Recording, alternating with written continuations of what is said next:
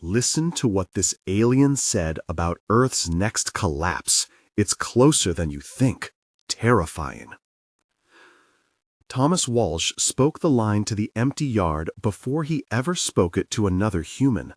He mouthed the words into the cool Arizona air at 3:14 a.m., as if saying them out loud could pin the shape of the fear that had been following him for years. The sentence tasted like metal on his tongue, familiar, sharp, in the way a confession might. He had been waking at that exact time for nearly 3 years. Not a full wakefulness, not the clear, purposeful kind that comes with getting up to write or to pray. This was a thin, brittle alertness that opened around his ribs like a small animal caught in a trap. He would sit up, palms on the quilt, listen to the hum of the refrigerator in the kitchen and the distant hiss of highway lights, and there would be that feeling, an emptiness that felt more like gravity than loss. Books had been read, services attended, apps downloaded, breathwork tutorials stared back at him on a cracked phone screen. Nothing stuck.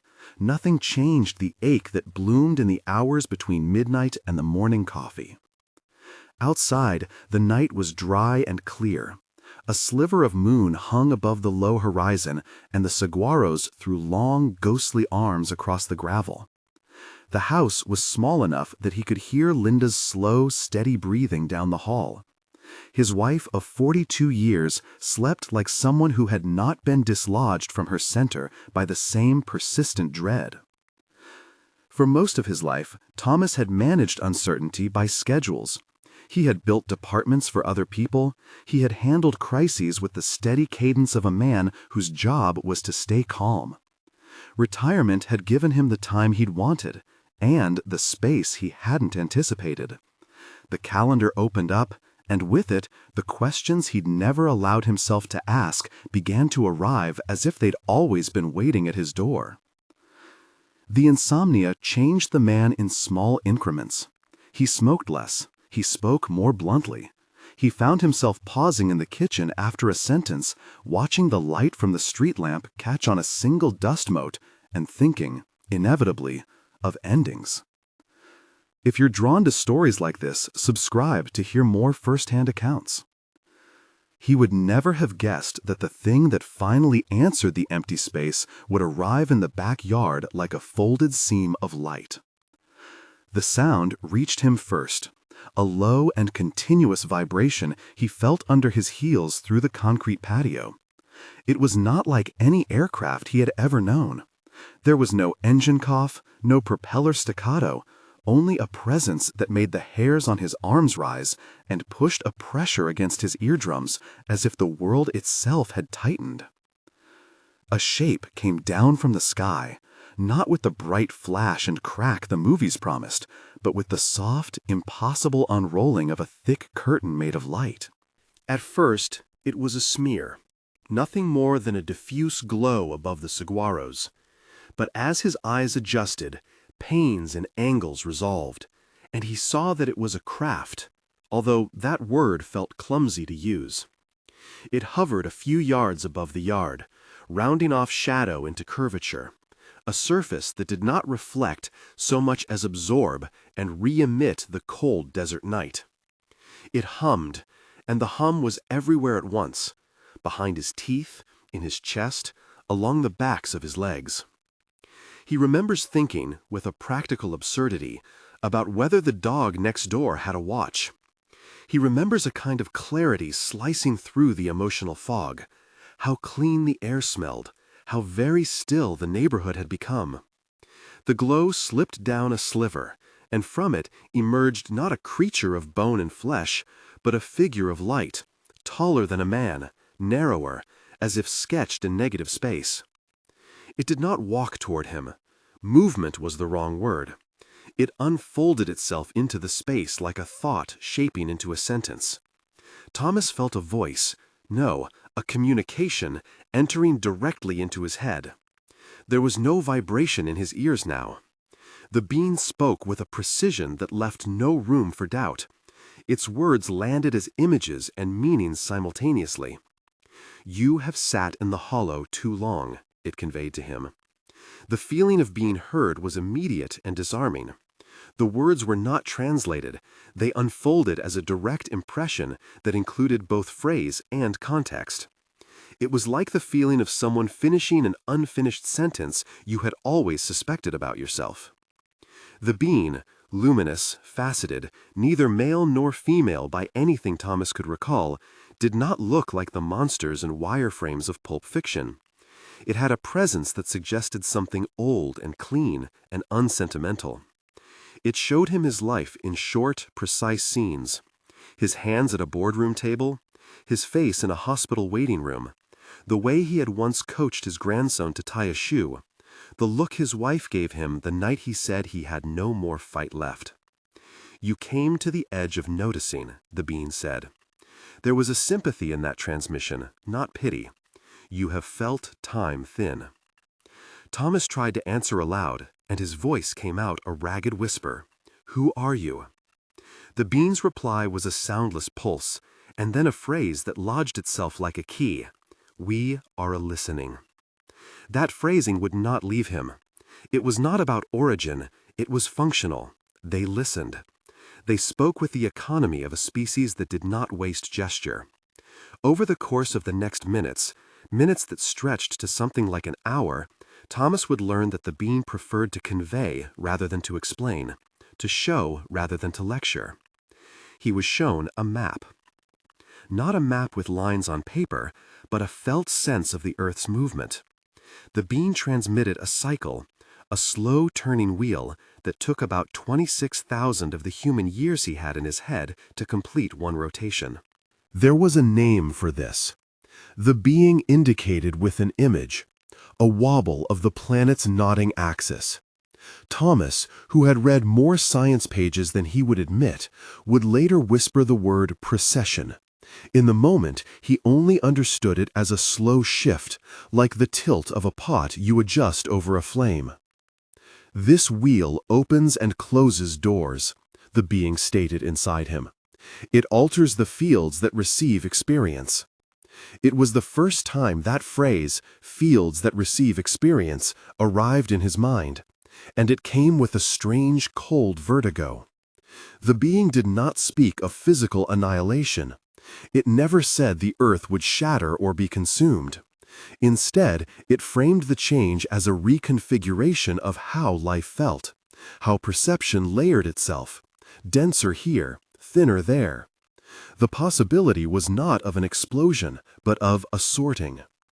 Thomas was shown two overlapping versions of the same place, a city street split down the middle like a photograph double exposed. He saw the same park bench twice, once low and shadowed, the other luminous and pulsing faintly, as if lit from beneath. On one side, he saw people moving in tight grooves, faces drawn and defensive. They passed each other like ships in fog, wary and suspicious. On the other side, he saw people moving with a soft ease, finding pockets of warmth, sharing food, making art, holding space for each other's silence. "You will experience a division," the being said, "not of the planet, but of the experience of the planet." The words landed with the weight of a forecast, but they were not a prediction of meteor strikes or tectonic rupture. The collapse the title called terrifying would be one of lived reality, where millions would experience more constriction, narrower choices, harder relations, systems that failed to hold, and millions would experience expansion, connection, new forms of cooperation, what the being offered him as what people called 5D. Thomas's mind reached for the vocabulary he recognized. 3D? 5D? He thought, almost asking aloud. The being answered by projecting the outline of a scale, layers of density, states of attention, habits embodied. "The dense layer holds fear more tightly," it communicated. "The lighter layer loosens fear." Those were metaphors, Thomas knew, but they were also instructions. The being did not cast judgment. It offered pattern. It named a window. It showed urgency. He saw a clock superimposed on the turning wheel, And then, as if this were a cautionary caption, the range the being placed in front of him. An acceleration beginning now, and then focusing into a period the being called near, roughly the years that humans on his timeline would call 2025 through 2033. Not a countdown to end, the being said, softening the image as if anticipating panic. A narrowing of choice. The picture that formed after that phrase made his heart ratchet. Scenes flickered fast, high contrast. Grocery store aisles where shelves sat empty as neighbors argued over the last package. Hospitals strained not by sudden catastrophe, but by systems that no longer coordinated care. Communities that once pooled resources turning inward. People who had been strangers to each other slowly retreating into suspicion. It was terrifying, but not like a monster. Terrifying because it was plausibly ordinary. Because it could be narrated as an accumulation of small decisions, each one tiny and nearly invisible. The being repeated a phrase several times, each repetition like a bell toll refined to a single note. Every choice counts. Thomas found that the phrase embedded itself as a motif. In the days and months that followed, it would turn into a whisper under his daily life, the way the arterial ferried by a heartbeat. In the moment of the encounter, it carried the force of a command and the tenderness of advice. What do you mean, choice? Thomas thought, desperate for specificity. What choices? The next thing the being did was more practical than metaphysical. It slid into his mind a simple list, but not as sterile bullet points. It showed rather than told. It put before him small, intimate scenes of human action and asked him to note the feeling each produced. It began with gratitude. Not the kind of gratitude printed on a greeting card, but a tangible noticing. A morning ritual with a coffee cup cupped between both hands as the sky lightened and Thomas naming 3 things that were actually true in his life. The being showed him his breath filling his lungs and the small relief of a soft "thank you" thought aimed at the day. It showed him a pause, a single breath taken between being triggered and reacting. A hand lifted a fraction of an inch before speaking to his wife when irritation flared. The being called it listening, not as a polite veneer, but as an active interior placement, turning attention away from the reactive story and toward the raw present. It showed him witnessing, the ability to sit with emotion when it rose without immediately believing its stories. Thomas was shown his own chest tightening at the memory of a friendship that had frayed, and then practiced letting the tightness be an object, not a verdict. Each practice was framed as an orientation, an inner posture that altered how a person registered the world. The being did not promise magic. It said nothing like, "Do this and you will be saved." It framed habits as modulators of experience, small acts of tending that changed the field.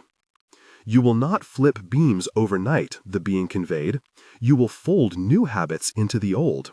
This is iterative. There was an implied mercy in that. The being acknowledged human slippage. It showed Thomas attempting these things and failing, snapping at Linda after a harsh email, looking away when a call from his son went unanswered, and then forgiving himself and trying again. The being emphasized repair. Return to the practice, not perfection. And then it said something that became, for Thomas, a kind of incantation. Love is competence. He did not fully understand what the being meant, whether love was a skill to be cultivated or a capacity that enabled new competencies. But the phrase now threaded throughout the images. A father playing with his grandson, a neighbor carrying bags to the car, a woman across the street lingering after a fall to change a neighbor's cast on a broken wrist. Small, repeated acts of care that, according to the being, modulated the field. In the backyard, under the hovering craft, Thomas felt things that were not entirely words. A sense that these practices were not solely for his benefit, but for the fabric he inhabited. The being articulated that the sorting it had described, this division between dense and light experience, would be the cumulative product of trillions of choices, not a single shocking event. Not all collapse is visible, it said. Some collapses are felt. The notion lodged. Perhaps the terrifying part was not that the earth would vanish, but that the ways in which people moved through one another, economies, civic trust, the systems we call society, could fray in ways that made life harder for those living in the denser layer. After the being's initial exposition, it allowed Thomas a moment of silence. The hum receded to a low background presence, and in that quiet, the weight of what he had seen began to press against his chest. Linda would later remember him returning to the house that morning with his hair still smelling of desert. He sat at the small kitchen table and, for the first time in years, attempted to speak plainly. He told her he had seen something. He told her a luminous being had communicated a picture about the future. He told her it had given him an odd list of small practices. Linda listened like a loyal, practical person listens, with skepticism knuckled with concern.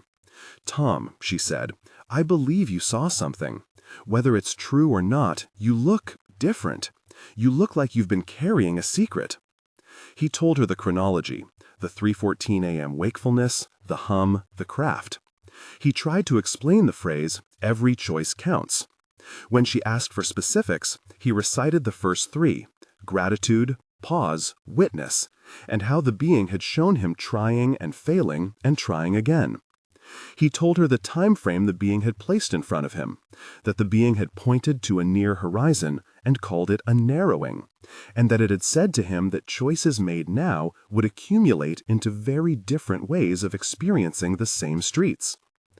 "Do you want me to call someone?" she asked, not unkindly. He thought about calling their son, about calling the pastor, about telling the neighborhood association and watching their faces fold and reconfigure into various hypotheses. He decided instead to do the smallest thing. He stood, went to the window, and watched the east brighten to a thin, cold blue. He cupped his hands around a mug of coffee and named 3 things he was grateful for out loud. Linda's laugh 3 nights ago, the way the morning light landed on the lemon tree in their yard, the fact that his grandson still climbed into his lap. The being's image returned, not as a command, but as a gentle prompt. "Begin small," it said. Over the next week, Thomas tried the practices like a man learning a new physical therapy routine. Each act felt awkward at first. Gratitude felt performative. Pausing felt like procrastination. Witnessing felt like watching old fears and not knowing what to do with them. Still, he kept returning. He began to notice shifts in the smallest things. Linda smiled more often at him without prompting. His son answered one of his calls.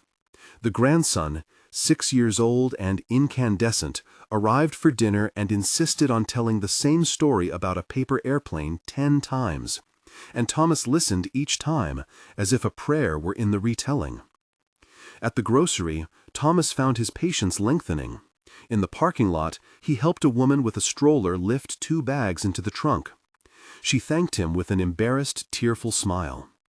Later, when he told the being, because during the first week he felt the need to report back, to confirm that the being was still present, it simply pulsed, content. "Small adjustments gather," it said.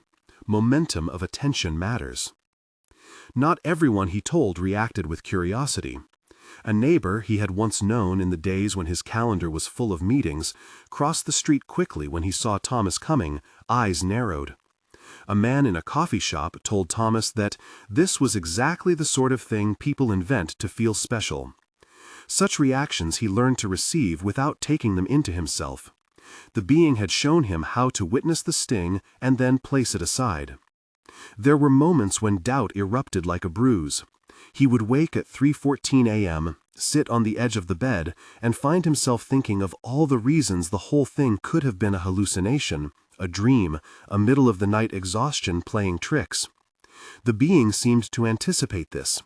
In one of the transmissions, it gave him a simple directive to test the interior claim. Do one deliberate act of service today. If the small act produces a different register of feeling in you, that was the signal. Thomas found an old friend from work who had fallen on hard times and drove across town with a suitcase, a casserole dish, and a box of laundry detergent.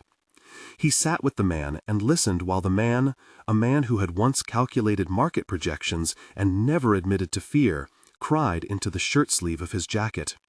The act of presence, the being's test suggested, was a lever. Love is competence, he heard again. And in that afternoon, it translated into being able to hold another person's fear without needing to fix it, into small practicalities carried through.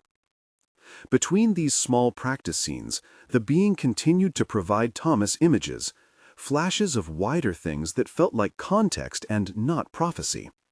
It showed him people in crowds who seemed to be waking up in the middle of routine gestures. Someone in a factory stopping to help a coworker who had fainted. A teacher turning class time into a discussion about listening rather than information transfer. Neighbors who began exchanging goods when supply lines grew thin in a town that did not have the same buffer anymore. There were also images of what the being described as the denser experience. Systems closing down not because of a single event, but through the erosion of trust. Roads clogged with people towing trailers because they no longer trusted public transit. Communities where strangers hoarded resources because the story that circulated about scarcity became a self-fulfilling condition. The images were not meant to terrify for the sake of excitement. They were meant to show the plausible continuity of small choices becoming large shapes. Thomas began to keep a journal, writing by hand as if ink on paper could hold the being's images in a more disciplined way.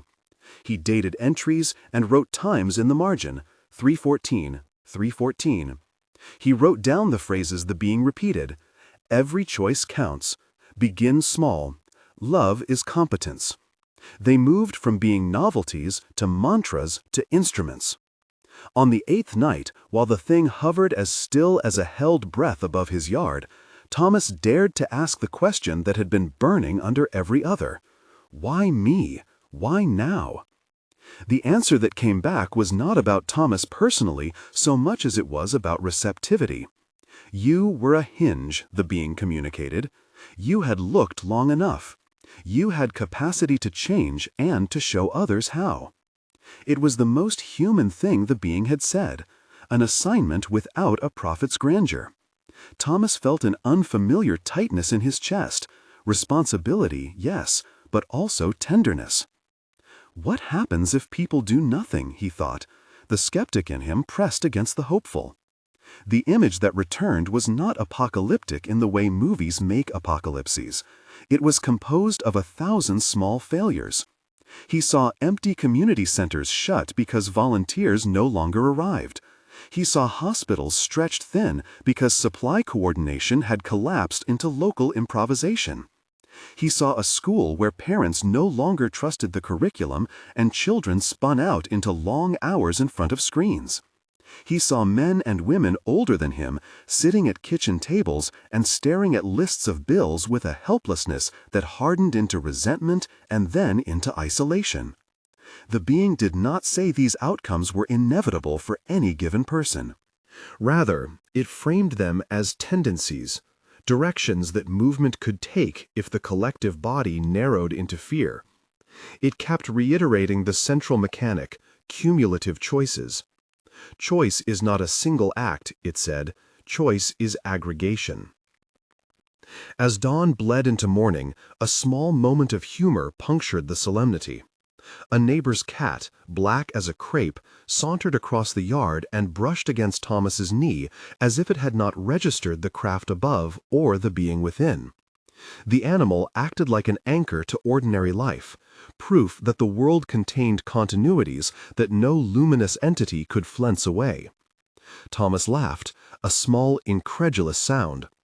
He felt the emotion of laughter like a line in his chest that told him he was still, very humanly, capable of surprise. The being held that moment like a benediction and then shifted towards something more tactical. It told him a phrase he would later print on a plain piece of paper and tape to the refrigerator. Practice daily. Start with 3. Not a command to obsess, but a method. Choose 3 habits and do them consistently. The being suggested that the accumulation of small practices, gratitude, pause, witness, compassionate action, nature connection, self-forgiveness, purpose-driven service, would alter the probability space of experience. It had given him a set of 7. Thomas, overwhelmed by the specificity, asked the being if it would walk him through each one. The being obliged, offering short vignettes for each habit, weaving the cosmic map into the practicalities of his life. But the being also warned him. The window it saw was narrowing. It showed him a timeline with blurred edges and highlighted years humans called 2025 to 2033. It insisted these numbers were not a final edict but an estimate, a range where the acceleration of the cycle could create pronounced shifts. Time is thinning, it said, not the end of time, end of a habitual mode. Here, at the edge of being explicit about urgency, the backyard filled with a pressure so physical, Thomas had to sit down on the concrete. His coffee mug rattled in his hands. Linda's silhouette at the kitchen door watched him, concern deepening into a silent plea, "Come inside." He stayed outside. The being allowed him to remain in the field of its attention for a while longer, feeding him images of 2 versions of Phoenix that he would carry forward like parables. On one side, Phoenix was gray and closed. The light was flat, streets dirt-smudged. People in that vision moved as if each decision cost more than it had to. Stores had narrow hours, community centers shut their doors early, neighbors mistrusted neighbors. The city's infrastructure was not destroyed overnight. It declined under the weight of small resentments, withheld cooperation, and the quiet collapse of mutual aid. Here, at the edge of being explicit about urgency, the backyard filled with a pressure so physical Thomas had to sit down on the concrete. His coffee mug rattled in his hands. Linda's silhouette at the kitchen door watched him, concern deepening into a silent plea, "Come inside." He stayed outside. The being allowed him to remain in the field of its attention for a while longer, feeding him images of 2 versions of Phoenix that he would carry forward like parables. On one side, Phoenix was gray and closed. The light was flat, streets dirt-smudged. People in that vision moved as if each decision cost more than it had to. Stores had narrow hours, community centers shut their doors early. Neighbors mistrusted neighbors. The city's infrastructure was not destroyed overnight. It declined under the weight of small resentments, withheld cooperation, and the quiet collapse of mutual aid. On the other side, the city was vivid and warm. The same streets were filled with pop-up markets and shared gardens. Energy systems were decentralized. Local repair workshops thrummed with people trading skills. Children played in reclaimed lots that had become murals and music and shared dinners. Not everyone there was perfect. There were still problems to solve. But the default posture when someone asked for help was to lean in, and the systems that supported life bent toward repair quickly because trust lowered transactional friction. "This is not prophecy," the being said. "This is a survey of possibilities." It showed Thomas his grandson in both cities. In the gray Phoenix, the child learned to be small. And the vivid Phoenix, he learned to be luminous. The difference was not supernatural. It was the daily practice of care, of service, of attention. It was the cumulative effect of thousands of tiny acts stacked over time. Thomas felt grief and hope in close juxtaposition. Grief for the ease with which human systems could unspool. Hope at the smallness of the lever, the idea that attention could be the tool of large shifts. He thought of his own small life, the dinners he could cook, the phone calls he could place, the patience he could extend. When he finally went inside, Linda took his hand as if she had been waiting not for an explanation, but for the return of the man who could be counted on to carry the weight of a plan. She did not need him to be a prophet. She needed him to be present. The morning after the encounter, Thomas's neighbor's awning was slightly torn, in a way that made him tenderly angry at the randomness of life. He thought of the being's phrase, "begin small," and decided to walk across the street with a hammer and nails. The neighbor, startled to see him, let him fix the awning without comment. Later, when he returned home, he washed the rims of the coffee mugs, because Linda had a habit of leaving coffee stains she promised to remove later and never did. It was minute, a mundane act. But as the rim came clean under his thumb, Thomas felt something shift in his chest, as if a latch had opened. The being had recommended gratitude first, because it was simple, and because opening toward the good primed the nervous system to track more goods. It had recommended the pause, because reaction fed density, and choice dissolved in the instant between stimulus and response. It had recommended witness, because feeling one's own feelings without being subsumed by them allowed people to remain available for other people's suffering. Thomas wrote the 3 basic practices on a sticky note: gratitude, pause, witness. He stuck it to the mirror above the bathroom sink beside the cabinet where they kept the vitamins. Every time he brushed his teeth, he read the words. It was not a ritual that guaranteed anything, but the slippage between intention and action narrowed bit by bit. The being had not promised ascension, it had promised attention. At the edge of the week, the being delivered another image that pulled at something both frightening and humane. A photograph of an old man in a grocery store aisle, staring at 2 boxes of the same soup, paralyzed by choice. He could not decide which money to spare. He put both back and walked out. The image was small and devastating in its ordinariness. The being's point was not to terrify by anecdote, but to show how structural shifts could look like everyday shame multiplied. "You will not save everyone," the being conveyed, "but you will change the field for those you touch." The hum above Thomas's yard became part of a new rhythm in his life. It was no longer merely a source of fear, but a tonal marker, like a metronome setting the pace for a life altered by attentional practice. He began to meet other people, later, not in that first week, but in the months that followed, who had seen things too. Friends of friends, late-night internet groups, local gatherings of people who had woken at odd hours and felt the same long shadow. They shared similar images, similar phrases. None of them could offer full corroboration. That did not matter in the moment.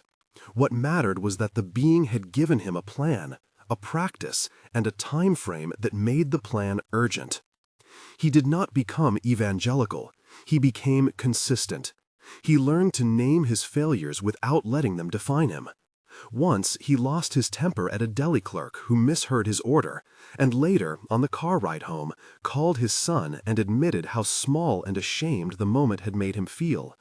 His son listened and did not offer platitudes. He simply stayed on the line for 20 minutes as Thomas talked. The being would later show him that the line itself, that patient, undramatic presence, was one of the primary currencies of the lighter layer. As the first week turned toward the second, the being changed the texture of its transmissions. It introduced small metaphors, fields, tunings, layers, and then illustrated them with scenes that were not about doctrine, but about habit. It did not require him to reject modern life. It required selective devotion to practices that raised what the being called his frequency.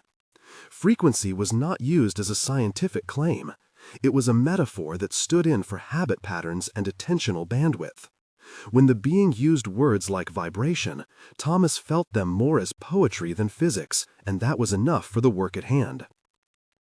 Near the end of his third week, while Thomas was at his grandson's school to pick up a small, sticky painted card, the being gave him a sharper image. 2 towns with 1 road between them. On the road, people walked with different attitudes, and each attitude drew in others of its kind. There were bridges that worked because people maintained them. There were bridges that rotted because no one came to repair them. In this image, the being underlined a detail he had not anticipated: the displacement of institutions. When people moved into the denser layer, Institutions that relied on trust faltered, not necessarily immediately, never loudly, but gradually. The being used a word, resonance, to describe the way individual habits synced to form social structures. You will tune yourselves, the being said, through the sum of your practices. At the mention of institutions, Thomas's corporate mind, trained in systems thinking, reached up and tried to make graphs of the thing. He found the idea seductive and alarming. He tried to articulate to the being a thought about whether communities could design for resilience. The being showed him small experiments, community kitchens, time banks, neighbors trading favors, people with tools but no time matching with people with time but without tools. These were not big solutions, they were emergent ones, the sort of repair that does not require a decree but requires attention and generosity. And still, the being circled back to the thing that had begun the encounter, the narrowing window. It did not give him an ultimatum. It gave him an estimate and a tone of insistence. If the human collective did not shift its patterns, many, perhaps millions, would find themselves inhabiting a denser experience where life was harder. If they did, the opposite was possible. Thomas learned to sit with both possibilities without being crushed by either. He began to tell the story differently when he told it at all, not as a horror tale of an impending doom, but as an invitation to practice. The being's voice had not offered salvation in the old sense. It had offered a set of small daily acts that, multiplied across millions, could alter the texture of experience. One evening, 10 days into the visits, the being expanded the set beyond the first 3. It showed him acts of service, making food for a neighbor, volunteering at a clinic, practices that created local reciprocity. It showed him nature connection, walks at dawn, the attention to a tree's bark. It showed him the importance of self-forgiveness, repairing the habit of berating oneself for each slip. It showed him purpose-driven action, not necessarily grand projects, but consistent offerings of skill to the community. Thomas found that the list the being gave was simple but not simplistic. It could be executed by a retired executive as readily as by a teenager. It demanded not that a person become someone else, but that they become more practiced at basic human decency. The being emphasized iteration, not perfection. You do not climb a mountain in a day, it said. You climb steps each morning. Soon enough, however, the being put before him another image that tightened his throat, a flight of years stacked like stained glass panes. The being ran a finger through them and then pointed to a cluster the being called near. It was then, with a firmness that startled him, that Thomas understood the title the world would later give this encounter, collapse. Close, terrifying, but not the smashing kind. It was a collapse of expectation, a devouring of illusions, a fraying of habitual safety nets. At that point, with the sun a thin wedge above the horizon, Thomas felt the seriousness of the work as a body weight settle across his shoulders. He was not called to be a savior. He was asked to become an instrument of practice. The being did not ask for grand transformations. It asked for daily attention. There was a pause.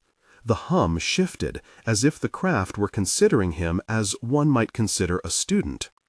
The being's last transmission for that morning was a terse, almost clinical note. You will be shown more. You will be taught how to carry a pattern. Thomas felt both honored and terrified.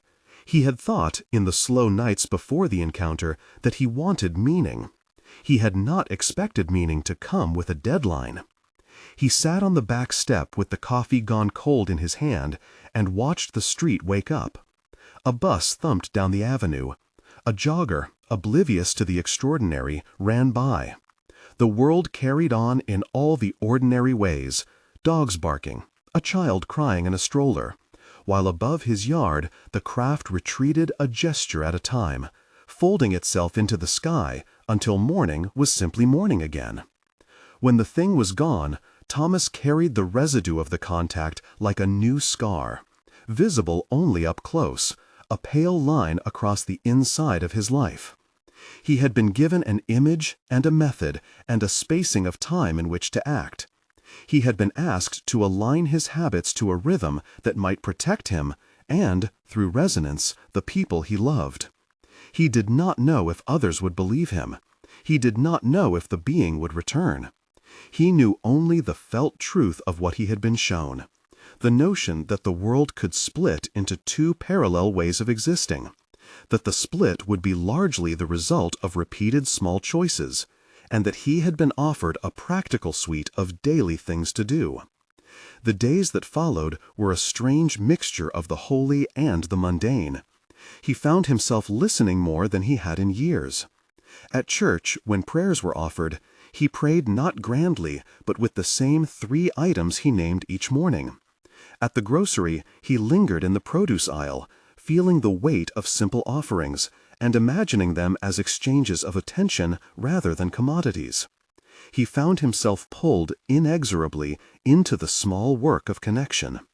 And the being, although it had retreated, did not recede entirely. Its phrases revisited him like a chorus. At night, he would think of the timeline the being had shown, and of the grotesque ordinariness of the denser city and the vividness of the other. Most nights, the line, "Every choice counts," would wake him at 3:14, and he would get up and carry out one small act, send an encouraging text, hand his neighbor a jar of sugar when he borrowed some, listen again to the story the grandson told at dinner. There was no guarantee of outcome. The being had not promised miracles. It had offered a way of living that might shift the balance, and emphasized that the period ahead was an invitation to practice. But then, 2 weeks after the first contact, something happened that Thomas had not anticipated. The being turned its attention from the general to the particular. It asked for him to take a more active role, an ask that would test his humility and his capacity for sustained humility. It wanted him to do something small, urgent, and public. That request would change the volume of his life, and when it arrived, he would have to decide whether to accept the little task on faith, and whether the small actions he had been practicing were enough to begin to carry a pattern larger than himself. He paused, fingers on the ring he had worn for decades, and listened for the next transmission. The sky was thin and bright, and the world, as always, waited to see what curiosity and courage would do next. He had expected the being's work to be finished when the craft withdrew. Instead, what came next was quieter, a summons stitched into the ordinary rhythm of his days. The transmissions that returned were less like lectures and more like nudges, a phrase here, a vignette there, until one morning the being made a request that felt like a turning point. "You will carry a pattern," it told him. The words were simple. They were also an assignment. The being did not mean spectacle. It did not ask Thomas to found a movement or to stand on a stage and declare salvation. It asked for a practice that could be repeated and taken up. It asked, in effect, that he demonstrate in public the small disciplines the being had given him in private: gratitude, pause, witness, compassionate action, nature connection, self-forgiveness, purpose-driven service. It asked him to take these things out of his kitchen and into a room with folding chairs and a flyer on a community bulletin board. Thomas sat with the idea and felt exactly what he had felt the night of the contact: honored, overwhelmed, terrified. He imagined the invitations in a dozen shapes: skepticism, ridicule, strangers who would never come, a handful of people who might. He also imagined the one kind of result he had begun to taste in his life: small, concrete shifts that made daily life more manageable, more loving, less heavy. He printed a short note, careful with wording: listening table, a small practice circle, come as you are, no cost, no doctrine, tools for everyday life. He posted the flyer at the library, at the community center, and at the grocery store on the events board. He did not call it anything grand. He called it a table. The first meeting had 3 chairs filled. Himself, Linda across from him with a folded sermon in her lap, and Marcus, a retired bus driver who had lost his wife 2 winters earlier and had a face that settled into lines when he smiled. The fluorescent lights hummed. A clock on the wall ticked in earnest. For a moment, Thomas questioned whether he had overestimated the demand for gentle practices in a world fraying at the edges. He began where the being had advised, very small. "We will start with 3, he said. Gratitude, pause, witness. Practice for this week. Try them. Report back." He remembered the being's instruction to avoid grand promises. He remembered the language the being used, iterative, merciful. He did not preach. He told them a short, honest story about the humming in his yard and the phrase that had lodged in him, "Every choice counts." Marcus snorted at the end, a soft sound that contained unwillingness and curiosity. "I come for the free coffee," he admitted, which made Linda laugh and loosened some of the tension in the room. They left that night with a small packet Thomas had made, 3 simple prompts on index cards, and a time to meet again. Word spread slowly. People talked in parking lots and at PTA meetings, then called friends. A teacher from the elementary school came in week 3. A nurse from the clinic came in week 5. The table stayed modest, always a half-dozen to a dozen people, but its presence began to make other small things possible. Someone who needed a ride to a doctor's appointment was matched with someone who learned to let go of rushing and had time to drive. An elderly man who had not left his house in months accepted a casserole left on his porch. The table became a place where practice met reality, a laboratory for small change. At the same time, the being did not stop showing Thomas images.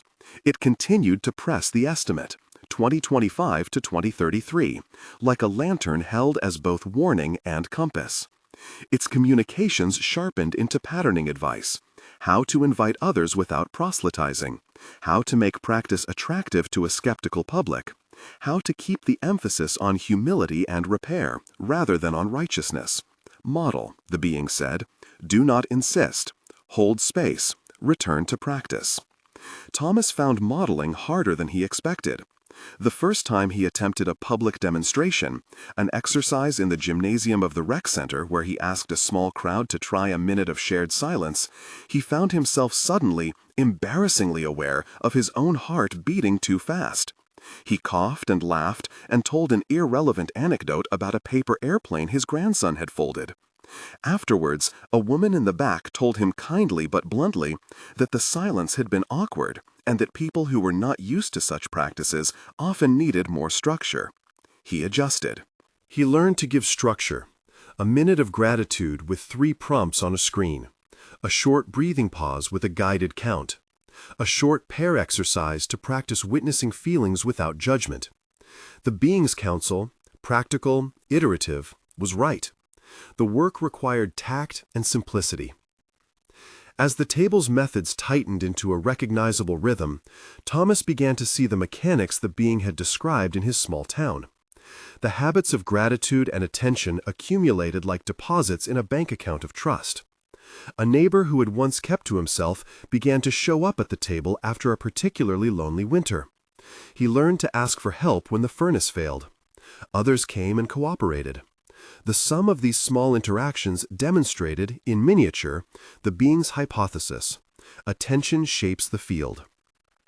But the field also showed the edges where the being had warned of denser experience. A winter of shortages in the regional supply chain, nothing cinematic, only the slow tightening of delivery windows and the disappearance of some grocery items, made some neighbors anxious. A string of local scams preyed on people's fear of scarcity and eroded trust. In the grocery line, tempers flared. Small resentments hardened into longer silences. When the parish's outreach program struggled to coordinate volunteers for a warming shelter one freezing week, the pattern the being had described was visible. Trust frayed, and then services stumbled. Thomas watched the volunteer roster sag and felt the old corporate impatience flare. He called a meeting of the table and proposed an experiment, a rotation scheme that tasked people with 2-hour shifts, no questions asked, and a small kit of supplies people could keep at home to share. He suggested the table host the coordination. Skepticism erupted. "We are not a charity," someone said. "What if we can't keep it up?" Thomas felt the old urge to solve, his professional instinct to design and deliver a solution. He remembered the Bean's phrase, "Love is competence," and his decision shifted. The answer was not to engineer the perfect system, but to build repairable parts and to invite commitment. They started small, 2 shifts filled, then 4. The Being's suggestion to keep the practices ordinary prevented burnout. People who showed up for a shift were asked to practice gratitude, to pause before reacting, to witness, and to offer no judgment to those who came in with messy stories. The shelter ran because of imperfect people practicing imperfectly. It was enough. News of the shelter's grassroots coordination reached a local blog. A reporter came by the rec center one afternoon and asked whether this was a movement. Thomas deflected. He told the reporter it was a hearing place. The reporter published a piece that framed the work as one of many local responses to national strain. A month later, a neighboring town's community organizer called Thomas for advice on how to replicate something similar. The Being had asked for a pattern. The pattern was beginning to be carried. Not everyone responded with curiosity or assistance. Some people in town pulled away. A man who had once been friendly stopped returning calls. A woman who had been a vocal supporter of neighborhood events suddenly began posting angry messages about scarcity and government conspiracies to a local social feed. The Being had warned of this bifurcation, the social doubling that would appear as different layers of experience coexisted on the same street. "Do not mistake anger for weakness," the Being had said in a transmission that felt more like counsel than prophecy. "Fear finds language. Beware how you answer it." Thomas tried to answer fear with the practices he had been shown. He paused, listened, and attempted to witness without defensiveness. It did not always land. Once, confronted with an accusation in a grocery store that he had been hoarding supplies, he found himself flush with shame and anger. He left the store with his hands trembling. That night he called his son, who listened without solving and stayed on the line long enough for Thomas to find his way back to calm. He wrote self-forgiveness in his journal and read aloud the line he had taped to the refrigerator. "Practice daily. Start with 3. He forgave himself for an afternoon's lapse and tried again the next morning. Failure, the Being had insisted, was part of the curriculum. Repair is the work, it said. Forgive quickly, return to practice. Over months, the table became a small institution. No great thing in the sweep of the town, but a reliable pocket of practice. People who had been rigid in their suspicion occasionally softened. The nurse who attended in week 5, Mara, began bringing coffee and staying late to help coordinate rides. Marcus, the retired bus driver, began greeting newcomers at the door with the kind of warmth that no flyer could create. Thomas watched these ripples with humility.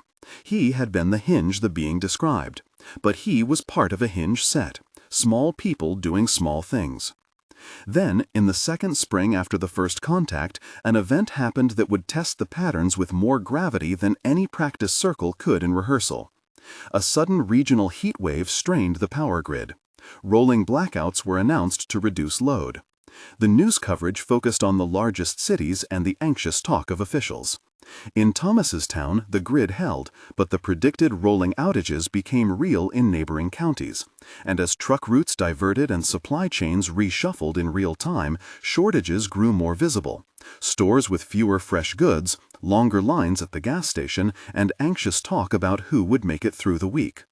It was a plausible stressor, the kind of ordinary shock the Being had often shown him. Systems didn't collapse in one awful instant. They frayed. People who had been practicing held some advantage. The rotation at the warming shelter adapted into a sharing station for cold packs and bottled water. Someone rigged a solar-charged battery rig for a small clinic. The time bank the table had discussed informally became operational as people traded small favors. Someone with a cramped garage offered to recharge phones for free in exchange for help shuttling an elderly neighbor to a store. In a nearby town, where the practices the being had suggested had not taken root, the same stress produced louder consequences. Longer lines, more arguments, local volunteers stretched thin and then depleted. The newspaper ran pieces with both frames: communities that had prepared by improvising networks and communities that had been overtaken by fear and hoarding. The being's counsel was visible in the difference. These were not miraculous outcomes. They were the result of small, repetitive choices. People practicing gratitude, pausing before they reacted, witnessing fear without acting on it, showing compassion, connecting with nature for replenishment, extending forgiveness to themselves and others, and committing their skills to community service. They were, in the being's language, slow accumulations of resonance. The temporal window, 2025 to 2033, still hummed in Thomas's awareness like a countdown he had to respect without letting it crush him. In the middle of the heat wave, Thomas received a call from his son. There had been a blowout at a distribution center farther away, and some of the scheduled supplies were delayed indefinitely. The son spoke quietly. The tone of his voice betrayed a practical fear. "People are getting anxious, Dad," he said. "I thought about the table. Can we help coordinate something?" Thomas felt the old corporate habit rise. Imagine diagrams, optimize. He also felt the being's steady in counsel. Small practice, repair, iteration. They built a response: a local pantry list distributed through the table's network, volunteers trained to listen rather than judge, a call line for elders. They rotated duties so no single person carrying the emotional labor would collapse under it. That night, under fans and fluorescent lights, Thomas watched Linda sign her name on the roster. His grandson, who had been a small, bright presence in their life, helped pack a few bags at the kitchen table and stuck on a label that said, "From neighbors who care." The boy's simple pleasure, rolling the tape cleanly, felt like an offering. The efforts did not magically fix national supply lines. They did something different. They kept local kindness operative in a moment when systems stretched. A woman who had once been curt in the grocery line returned a week later with a fresh pie and an apology. "You were right to ask for patience," she told Thomas, clutching the boxes like proof of her change. Marcus answered an extra shift at the drop table because his neighbor had broken his hip and needed extra care. Small acts anchored other small acts. For Thomas, the being had been proved neither as oracle nor as charlatan. The being had been an initiator of practice. The test of the heat wave had shown that practice could produce practical outcomes, and also that the being's map of possible futures had been an account of tendencies rather than a strict prophecy. The urgency remained. The window remained an estimate. The terrors the title conjured were not the crumbling of the planet, but the fraying of ways of living, very real in their consequences. After the heat wave, as things settled into a new rhythm, Thomas found himself standing in front of a small crowd at the local library. He was not on a stage. He was in the round, a folding chair in a circle. The being's ask had been for him to carry a pattern. Now others carried it too. The circle had added a second evening for neighbors with less flexible schedules. Mara, the nurse, led a session on basic first aid, with an emphasis on presence. A music teacher offered a class on composing simple songs for neighborhood events as a way to build cooperative joy. The table's model was beginning to be copied in small ways. In the neighboring town, a group had started a community garden based on seed exchanges mediated by a practice circle. But not all ripples moved toward light. The being had shown Thomas images of the denser layer that now read to him like weather patterns he could forecast. The neighborhood feed ran longer posts about perceived shortages and suspicion toward outsiders who asked for help. An intersection of political rancor and economic strain produced a few ugly afternoons where cars honked and tempers flared as drivers cut each other off for scarce parking spaces.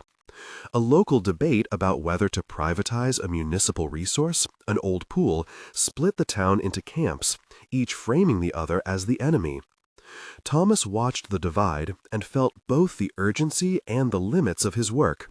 He could not convert everyone. The being had been candid about that from the start. The ask had never been to evangelize or coerce, but to show possibility. Even so, he felt prickly when people he knew well retreated into fear. He practiced the being's tools on himself. He listed 3 small gratitudes, paused when he noticed bitterness bloom, witnessed his own reaction without letting it define him. He returned to the table and to repair. The months passed in a cadence formed from small practices, public experiments, and occasional setbacks. His relationship with Linda deepened in unexpected ways. She began attending a second table occasionally, offering honest critique and practical suggestions. Less talk, more doing, which often focused their efforts toward logistical repair.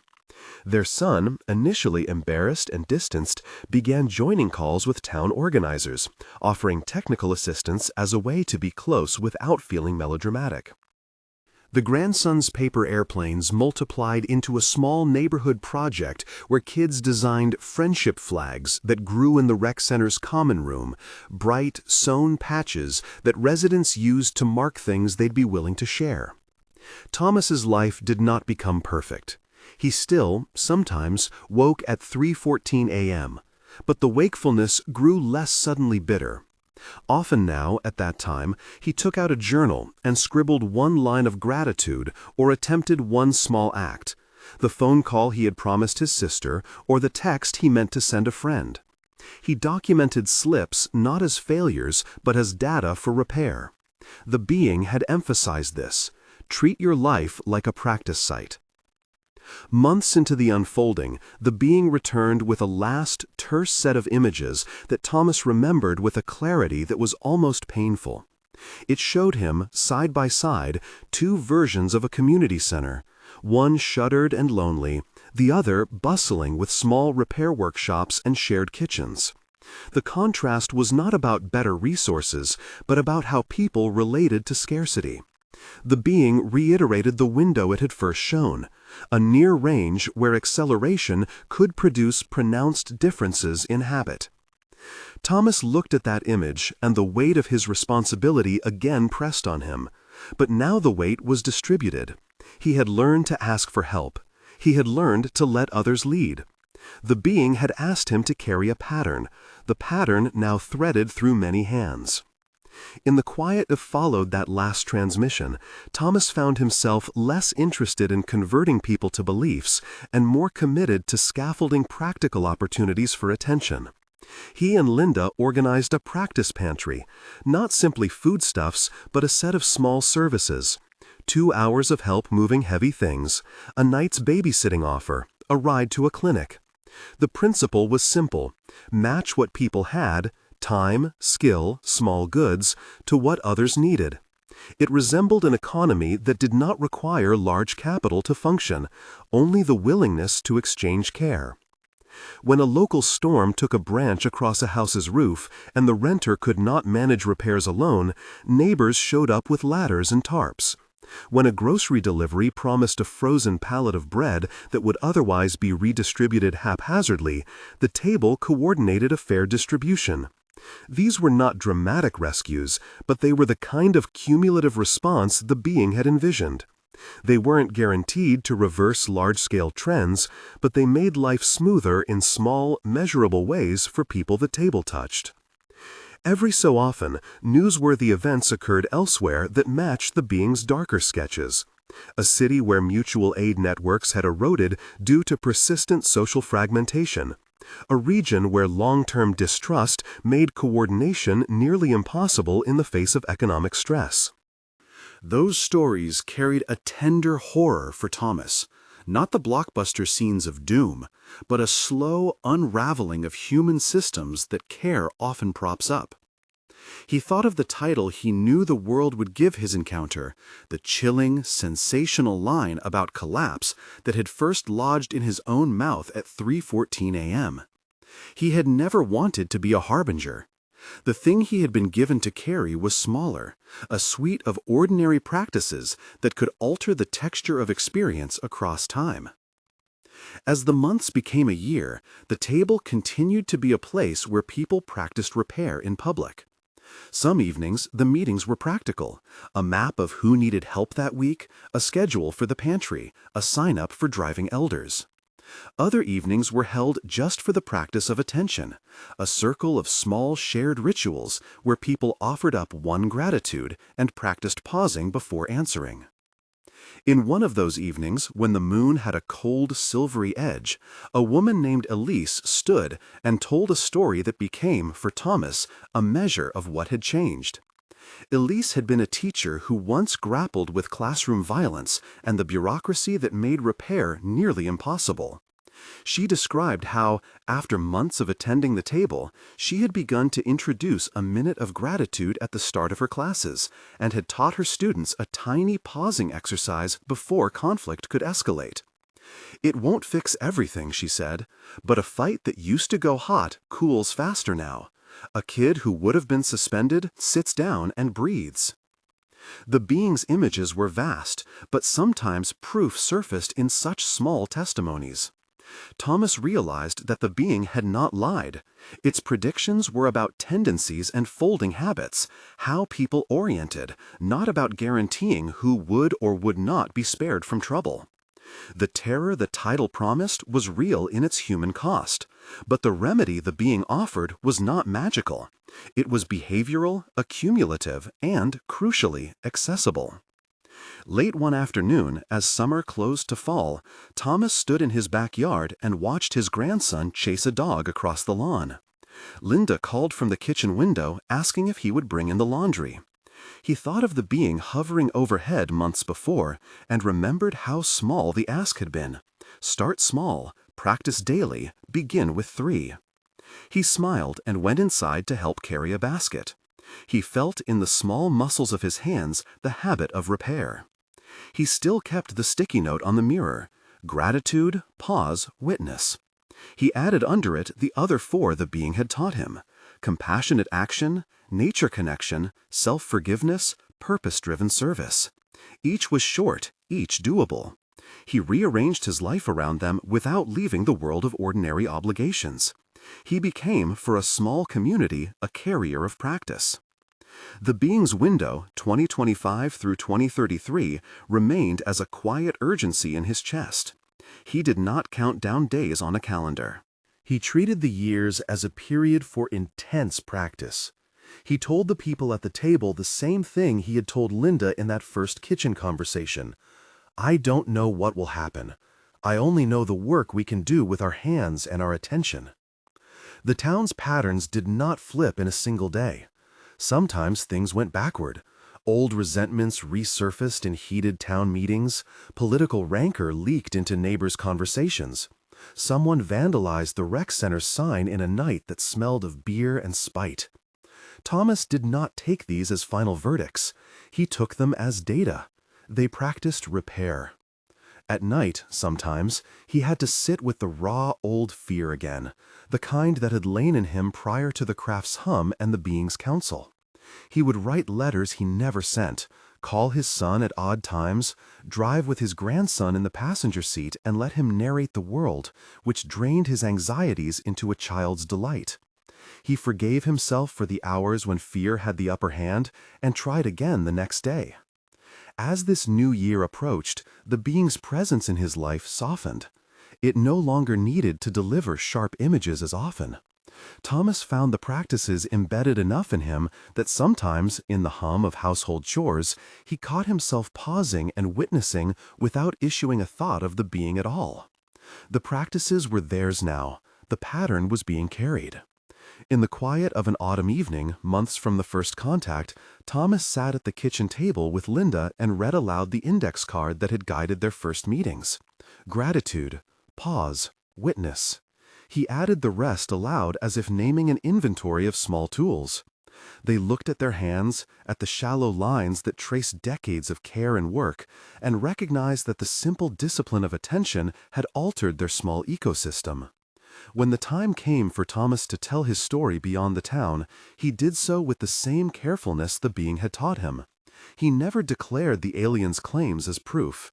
He described what he had been shown as what I was told and what I saw. He explained the practices as experiments, as options for people to try, not as guarantees. He was frank about his own failures. He described plainly the difference practice had made in his pre-existing relationships. His son answering the phone, Linda laughing again at the small dinner table jokes, the grandson folding paper planes with care. He also said, candidly, that the being had spoken of a window, their estimate of a period where the planet's cyclical turn might accelerate what the being called a sorting of experience. He reiterated what the being had emphasized himself, that these were tendencies, not certainties, that the work was about changing probability spaces by changing daily practice, that the choice each person made mattered because choices aggregated. At the very end, when his story had been told many times, he found himself returning to a phrase the being had repeated like a bell. Every choice counts. He liked the phrase because it was both terrifying and freeing. The word counts, leveling the playing field between grand gestures and small ones.